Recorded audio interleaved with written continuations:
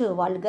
உள்ளத்தின் உள்ளே உளப்பல தீர்த்தங்கள் மெல்ல குடைந்து நின்று ஆடார் வினைக்கட பள்ளமும் நேடும் பறந்து திரிவரே கள்ள மனமுடை கல்வி இலோரே என்கிறார் சித்தர் திருமூலர். ஒவ்வொருவருடைய உள்ளத்தின் உள்ளேயும் பல புனித தீர்த்தங்கள் இருக்கின்றன. இப்படி இருந்தும் அந்த புனித நீரில் மெல்ல இறங்கி மூழ்கி நீராடி உடல் தூய்மையும் உள்ள தூய்மையும் பெற்று மகிழ எண்ணாமல் தங்கள் வினை துயர் பாவசுமை நீங்க மேடு பள்ளம் கோயில் குளம் என்று வீணே அலைந்து திரிபவர்கள் உள்ளத்தில் கள்ளம் உடையவர்கள் என்கிறார் கவிமணி தேசிக விநாயகம் பிள்ளையோ.